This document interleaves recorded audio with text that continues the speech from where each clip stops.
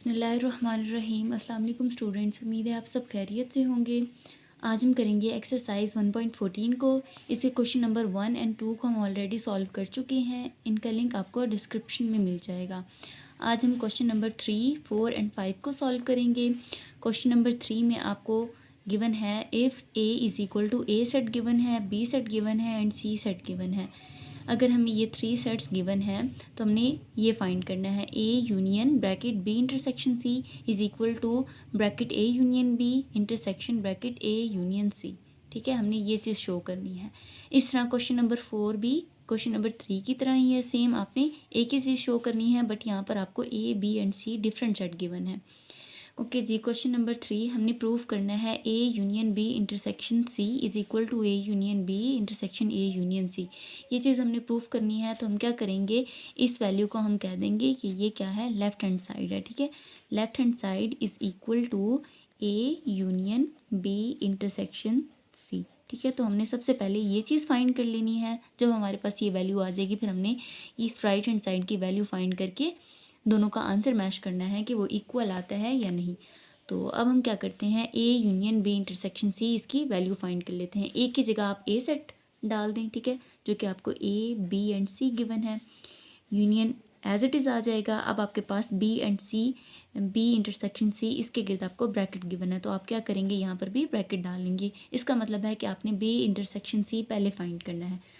Okay, तो यहाँ पर बी की जगह बी सेट लिख लेते हैं, जो कि B D and F given है। अब आपने अगेन इंटरसेक्शन का साइन डालना है एंड सी की जगह आपने सी सेट लिखना है, ए एफ सी। ठीक है, यहाँ आपने सारी वैल्यूज़ लिख ली। अब आप क्या करेंगे, पहले ब्रैकेट वाले दोनों सेट को सॉल्व करेंगे। तो इस सेट को अभी आप एज इट इज़ लिख लें, A B and C union. अब आप क्या करेंगे, इन दोनों सेट का इंटरसेक्शन फाइंड कर लेंगे। इंटरसेक्शन का मतलब है कि आपने सिर्फ कॉमन वैल्यूज़ ही लिखनी है। तो इन दोनों सेट में सिर्फ कॉमन वैल्यू जो है वो आपके पास सिर्फ एफ़ है, इसके अलावा और कोई कॉमन वैल्यू नहीं है, तो आप लिख देंगे एफ़। अब आपने क्या करना है, इन दोनों सेट का अब आपने यूनियन फाइंड करना है। यूनियन का मतलब है कि आपने दोनों सेट में जितने भी एलिमेंट्स हैं उनको कंबाइन करके एक सेट में लिख देना है। ठीक है, अगर कोई एलिमेंट 2 टाइम्स आ जाता है, आपने उसको 1 टाइम्स ही लिखना है। ओके, तो यूनियन आप जब फाइंड करेंगे तो A B C and F सारे एलिमेंट्स आ जाएंगे। ओके जी, तो आपके पास ए यूनियन बी इंटरसेक्शन से इसका आंसर आ गया है A B C and F. अब हम फाइंड कर लेते हैं राइट हैंड साइड, जो कि है A union B intersection A union C. Okay जी, तो राइट हैंड साइड हमारे पास है A union B bracket intersection bracket A union C. Okay जी, तो सबसे पहले हम ए यूनियन बी फाइंड कर लेते हैं, फिर ए यूनियन सी फाइंड कर लेंगे, और जब इन दोनों के आंसर्स आ जाएंगे तो उनका इंटरसेक्शन फाइंड कर लेंगे। तो अभी हम फाइंड कर लेते हैं ए यूनियन बी को। ए यूनियन बी, ए की जगह आपने ए सेट लिखना है, which is A B and C. अब आपने यूनियन का सिंबल डालना है एंड बी, बी की जगह आप बी सेट लिखना है, जो कि बी डी एंड एफ है। अब आपने इन दोनों का यूनियन फाइंड कर लेना है। यूनियन में आपने सारे एलिमेंट्स को कंबाइन करके लिखना होता है। जो एलिमेंट 2 टाइम्स आ रहा हो, यानी कि यहाँ पर बी 2 टाइम्स आ रहा है, तो आपने बी को 1 टाइम्स ही लिखना है। ठीक है, ए बी, बी 1 टाइम्स यहाँ से भी हो गया, यहाँ से भी। अब सी आ जाएगा इस तरह, डी एंड एफ, तो डी एंड एफ लिख लेंगे। ओके, ये आपने फाइंड कर लिया है ए यूनियन बी। इस तरह अब आप फाइंड कर लोगे ए यूनियन सी को। ओके जी, ए की जगह आपने लिखना है ए सेट, जो कि ए बी एंड सी है, एंड इसका यूनियन आपने फाइंड करना है सी सेट के साथ, जो आपके पास A F and C given है। तो इन दोनों सेट का जब आप यूनियन फाइंड करेंगे तो आपके पास आ जाएगा ए 2 टाइम्स आपने 1 टाइम्स लिख लेना है, A B and C, and C भी 2 टाइम्स आपने 1 टाइम्स लिख लिया, एंड आपके पास आ जाएगा एफ। क्योंकि यूनियन का मतलब होता है आपने जितने भी एलिमेंट्स हैं उनको आपने कंबाइन करके एक ही सेट में लिखना है, बट अगर कोई एलिमेंट 2 टाइम्स आ रहा है तो वो 1 टाइम्स ही लिखा जाएगा। तो ए यूनियन सी आपके पास A B C and F आ गया है। अब आपने क्या करना है, A union B and A union C का इंटरसेक्शन फाइंड कर लेना है। ठीक है, तो अब आपने फाइंड करना है A union B and A union C, इसका इंटरसेक्शन। ठीक है, ये आपने फाइंड कर लेना है। तो ए यूनियन बी, इसकी वैल्यू आपके पास आ गई है A B C D and F. इसी तरह ए यूनियन सी, इसकी आपके पास वैल्यू आ गई है A B C and F. इन दोनों का आपने क्या करना है, इंटरसेक्शन फाइंड करना है। तो इंटरसेक्शन में आपने क्या करना होता है, कॉमन एलिमेंट्स लिखने होते हैं। जो दोनों सेट में कॉमन एलिमेंट्स होते हैं एक जैसे, वही आपने सिर्फ लिखने होते हैं। तो इंटरसेक्शन में आपके पास आ जाएगा ए दोनों सेट में है तो आप ए लिख लें, बी भी दोनों सेट में है बी आ जाएगा, इस तरह सी भी दोनों सेट में है सी आ जाएगा, डी इस सेट में है इसमें नहीं है तो डी नहीं आएगा, इसी तरह एफ आ जाएगा, एफ भी दोनों सेट में है। ओके जी, तो ये हमारे पास A union B intersection A union C का answer A B C and F आ गया है। ओके जी, यहाँ पर आप देख सकते हैं कि आपके पास लेफ्ट हैंड साइड का भी यही सेम आंसर आया है, A B C and F. इसी तरह राइट हैंड साइड जो कि A union B intersection A union C थी, उसका भी answer A B C and F आ गया है। ठीक है, तो आप इसको नाम दे दें इक्वेशन 1 का और इसको नाम दे दें इक्वेशन 2 का। ठीक है, आप यहाँ पर लिख लेंगे फ्रॉम, ओके जी, आप लिख लेंगे from equation 1 and equation 2 left hand side is equal to right hand side. Equation 1 और 2 से आपने प्रूफ कर दिया कि लेफ्ट हैंड साइड बराबर है राइट हैंड साइड के। And left hand side basically आपके पास थी क्या, वो आपके पास थी A union B intersection C is equal to A union B intersection A union C. ठीक है, left hand side right hand side के बराबर है, तो ये जो लेफ्ट हैंड साइड वाली वैल्यू थी ये भी राइट हैंड साइड के बराबर आ गई है। तो आपने हिंस प्रूफ कर दिया ये दोनों आपस में इक्वल हैं। ओके जी, क्वेश्चन नंबर 4 है, if A B and C, A B C 3 different set आपको गिवन है। अगर आपके पास ये सेट्स हैं देन आपने शो करना है, अगेन आपने वही सेम चीज़ शो करनी है। तो क्वेश्चन नंबर 3 हम डिटेल से डिस्कस कर चुके हैं। क्वेश्चन नंबर 4 भी सेम क्वेश्चन नंबर 3 की तरह है, बट यहाँ पर आपने ए की वैल्यू 0 लेनी है, बी 0 1 एंड सी आपके पास एम्प्टी सेट आ जाएगा। आपने ये वैल्यूज़ लेकर अगेन वही शो करना है। ओके जी, क्वेश्चन नंबर 3 को हमने डिटेल से डिस्कस कर लिया था। क्वेश्चन नंबर 4 भी आपके पास सेम वही गिवन है, बट यहाँ पर आपके पास A B and C 3 different sets given है। तो आपने क्या करना है, अगेन इस वैल्यू को आपने लेफ्ट हैंड साइड का नाम दे देना है कि left hand side is equal to A union B intersection C. अब आप ए की जगह ए सेट लिख लेंगे, यूनियन बी एंड सी के गिर्द आपके पास ब्रैकेट है, देन आपने ब्रैकेट यूज़ कर लेनी है, बी इंटरसेक्शन सी सेट आपने लिख लेना है। अब आपने क्या करना है, दोनों सेट का इंटरसेक्शन फाइंड करना है। ये एक एम्प्टी सेट है, इसमें कोई एलिमेंट नहीं है, तो दोनों में क्या कॉमन आएगा, यानी कि इंटरसेक्शन में बेसिकली हमने कॉमन एलिमेंट्स लिखने हैं। तो एक सेट है ही एम्प्टी, उसमें कुछ भी नहीं है, तो बेसिकली इनका इंटरसेक्शन भी एक एम्प्टी सेट आ जाएगा। जब हम इसका यूनियन लेंगे इस 0 वाले सेट के साथ, तो दोनों में जितने एलिमेंट्स हैं उनको हमने कंबाइन करना है। अब एक सेट में एलिमेंट एक 0 है और दूसरे में कुछ नहीं है, तो जब इसका यूनियन आएगा वो सिर्फ 0 ही आ जाएगा। ठीक है, नेक्स्ट राइट हैंड साइड अब फाइंड कर लेंगे। राइट हैंड साइड इस वैल्यू के इक्वल थी, तो हमने इसको राइट हैंड साइड का नाम दे दिया। अब हम बारी बारी A union B and A union C को फाइंड कर लेंगे। ए यूनियन बी हमने फाइंड किया, A set union B set. जब आप इनका यूनियन फाइंड करेंगे आपने दोनों के एलिमेंट्स को कंबाइन करके लिख लेना है। जो एलिमेंट्स 2 बार हैं वो एक बार ही लिखे जाएंगे। 0 2 टाइम्स था, आपने 1 टाइम्स ही लिख लिया, तो ए यूनियन बी आपके पास 0 1 आ गया। इस तरह ए यूनियन सी जब आप फाइंड करोगे 0 एंड एम्प्टी सेट का यूनियन, देन आपके पास 0 ही अगेन आ जाएगा। अब आपने क्या करना है, ये जो 2 आपके पास वैल्यूज़ आ गई हैं इनका आपने इंटरसेक्शन फाइंड करना है। तो ए यूनियन बी का आप इंटरसेक्शन फाइंड करोगे ए यूनियन सी के साथ। ए यूनियन बी की जगह ए यूनियन बी की वैल्यू लिख लें 0 1 एंड ए यूनियन सी की जगह 0। ठीक है, या क्योंकि ए यूनियन सी आपके पास 0 आ गया था। अब आपने क्या करना है, दोनों का इंटरसेक्शन फाइंड करना है, यानी कि कॉमन एलिमेंट्स। तो जब आप इंटरसेक्शन फाइंड करोगे तो दोनों में सिर्फ 0 कॉमन है, तो आपके पास 0 आ जाएगा। ओके जी, यहाँ से आप देख सकते हो कि यहाँ पर आपके पास लेफ्ट हैंड साइड भी 0 आ गई थी एंड राइट हैंड साइड भी आपके पास जो कि इस वैल्यू के इक्वल थी वो भी आपके पास 0 आ गई है। तो यहाँ पर आप लिखते हैं from equation 1 and equation 2 left hand side is equal to right hand side, hence proved, यानी कि ये लेफ्ट हैंड साइड जो थी ये बराबर आ गई है राइट हैंड साइड के। ओके जी, क्वेश्चन नंबर 5 है, verify De Morgan laws if u is equal to n, a is equal to 5 and b is equal to p। De Morgan law अपने वेरीफाई करने हैं जबकि आपके पास u यानी कि यूनिवर्सल सेट आपको गिवन है, वो है नेचुरल नंबर का set, n means natural number का सेट। a सेट आपके पास गिवन है 5 यानी कि empty set, and b set आपके पास गिवन है set of prime numbers, p for prime numbers, तो b आपके पास set of prime numbers given है। अगर आपके पास u a एंड b इस तरह के सेट होंगे तो आपने डी मॉर्गन लॉज को वेरीफाई करना है।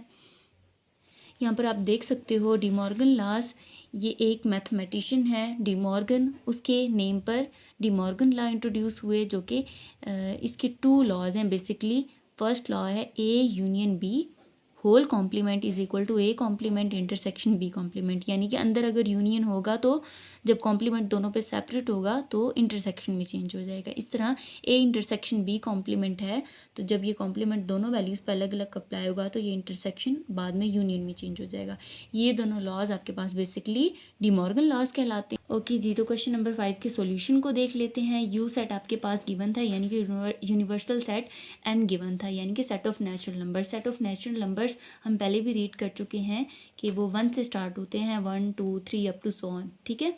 इसी तरह ए एम्प्टी सेट गिवन है तो ए की जगह आपने एक एम्प्टी सेट लिख दिया। बी आपको सेट गिवन है सेट ऑफ प्राइम नंबर्स, तो आपने बी की जगह प्राइम नंबर्स का सेट लिख लिया, जो कि 2 3 5 एंड 7 है। प्राइम नंबर्स ऐसे नंबर्स हैं जो सिर्फ अपने टेबल पे आते हैं और किसी टेबल पर नहीं आते। सो ये अप टू सो ऑन चलते चले जाएंगे, तो हम अपनी ईज़ के लिए इसको 2 3 5 7 and up to so on लिख लेते हैं। तो ये आपके पास यू ए एंड बी है, यही आपने यू ए एंड बी की वैल्यूज़ यूज़ करके आपने डी मॉर्गन के यही दोनों लॉज को सेटिस्फाई करना है। A union B whole complement is equal to A complement intersection B complement. इसी तरह बी सेकंड जो लॉ है वो आपके पास है A intersection B whole complement is equal to A complement union B complement, ठीक है। तो हम अभी फर्स्ट लॉ को सोल्व कर लेते हैं, जो कि हमारे पास A union B whole complement वाला है। तो हम यहाँ पर भी क्या करेंगे, लिख लेंगे left hand side is equal to A union B whole complement, ठीक है। हमने पहले ये फाइंड कर लेना है, जब इसका आंसर आ जाएगा फिर इस यानी कि राइट हैंड साइड का आंसर निकाल के दोनों को आपस में देख लेंगे कि क्या इनका आंसर सेम आता है या नहीं। So A union B whole complement find करने के लिए हम सबसे पहले फाइंड कर लेते हैं ए यूनियन बी, कि ए यूनियन बी हमारे पास क्या आ जाता है।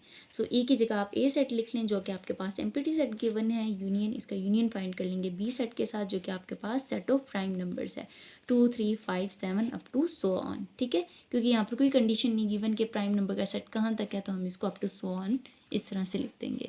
So A union B find कर लेते हैं, दोनों का यूनियन क्या आ जाएगा, ये सेट पूरा आ जाएगा, क्योंकि यहाँ तो कोई एलिमेंट ही नहीं है, तो आपके पास union 2 3 5 7 set of prime number सारा ही आ जाएगा, ठीक है। ये आपके पास ए यूनियन बी आ गया है। अब आपने क्या करना है, ए यूनियन बी फाइंड कर लिया है, अब आपने ए यूनियन बी इसका होल कॉम्प्लीमेंट फाइंड करना है। So A union B whole complement का मतलब है कि आपने यू में से इस पूरे सेट को माइनस करना है, यानी कि आपके पास जो भी यूनिवर्सल सेट गिवन होगा, यहाँ पर आपके पास यूनिवर्सल सेट ये गिवन है सेट ऑफ नेचुरल नंबर्स। सो आपने क्या करना होता है कॉम्प्लीमेंट में, कि यूनिवर्सल सेट में से वो जो सेट गिवन है जिसका कॉम्प्लीमेंट फाइंड करना है उसको माइनस कर देना होता है, यानी कि यूनिवर्सल सेट में से जब आप ए यूनियन बी को माइनस करोगे तो आपके पास A union B whole complement आ जाएगा। ओके जी, तो यूनिवर्सल सेट की जगह यूनिवर्सल सेट की वैल्यू लिख लेते हैं, जो कि आपके पास 1 2 3 अप टू सो ऑन इस तरह से ये सेट आ जाएगा यूनिवर्सल सेट की जगह। इसको माइनस कर लेंगे ए यूनियन बी सेट के साथ, जो कि आपके पास 2 3 5 7 आ जाता है, ठीक है। तो आपके पास ये 2 3 5 7 अप टू सो ऑन, ठीक है।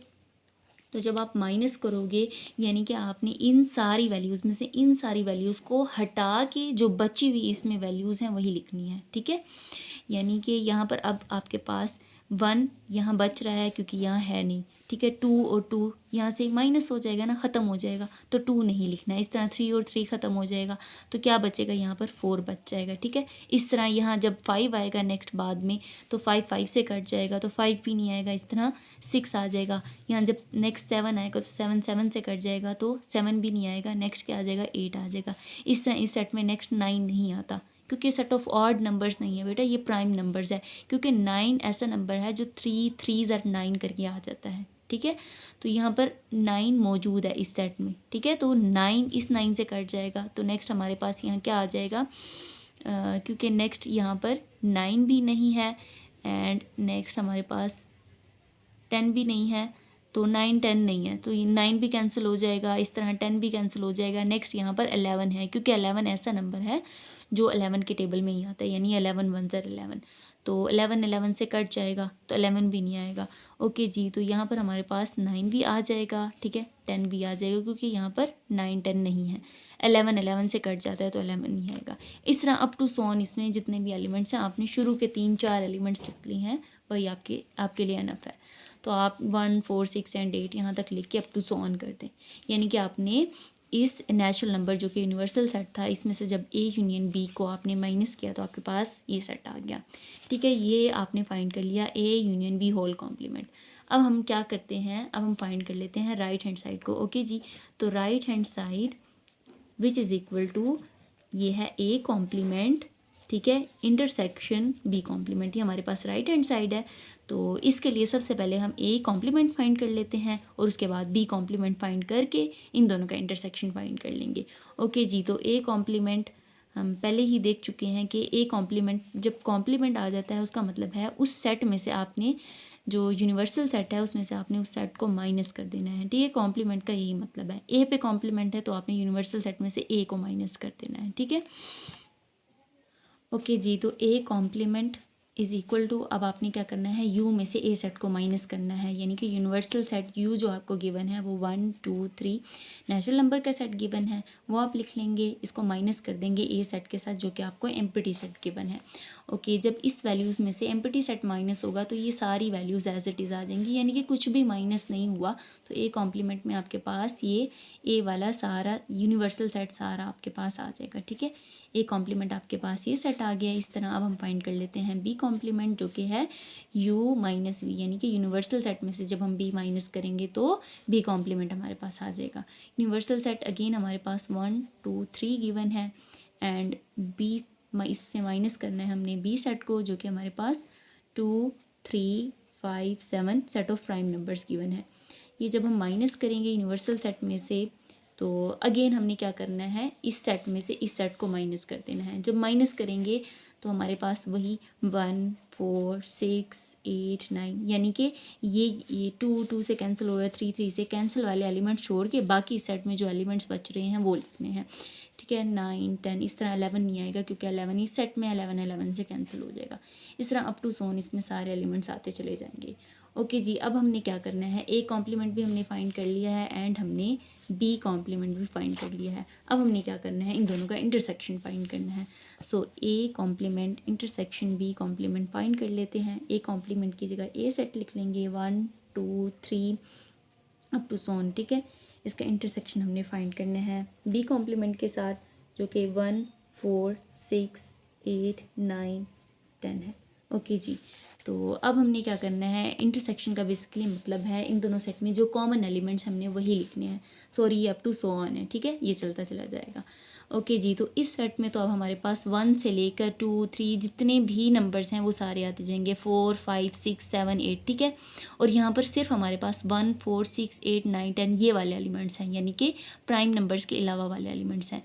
तो दोनों में कॉमन एलिमेंट्स क्या हैं, वो यही एलिमेंट्स हैं। 1 यहाँ कॉमन है, यहाँ कॉमन है, 4 यहाँ कॉमन होगा, यहाँ भी कॉमन होगा। इस तरह यहाँ तो वैसे भी सारी काउंटिंग आ जाएगी ना, इस तरह 6 भी कॉमन होगा।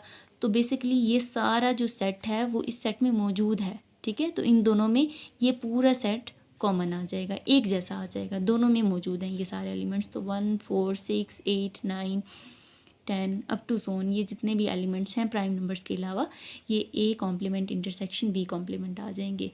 ओके जी, तो हमारे पास A complement intersection B complement, इसका आंसर हमारे पास 1 4 6 8 9 10 आ जाता है, ठीक है। इसी तरह हम देख सकते हैं कि यहाँ पर जब हमने लेफ्ट हैंड साइड फाइंड की थी उसमें A union B whole complement का भी सेम हमारे पास आंसर आ गया था। तो हम क्या करेंगे, इसको नाम दे देंगे इक्वेशन 1 का, ये हमारे पास इक्वेशन 2 है एंड ये जो है हमारे पास equation number 1 and this is equation number 2। तो हम यहाँ पर लिख लेंगे from equation 1 and 2, from 1 and 2 left hand side is equal to right hand side. 1 and 2 से हमने देख लिया कि left hand side right hand side के इक्वल है, तो लेफ़्ट हैंड साइड को हमने किसके इक्वल पुट किया था, A union B whole complement के। तो ये भी इक्वल हो जाएगी A complement intersection B complement के, ठीक है। ये हमारे पास लेफ़्ट हैंड साइड थी, ये राइट हैंड साइड थी, तो ये भी आपस में इक्वल हो गए। तो हम लिख लेंगे ये हैंस प्रूव्ड।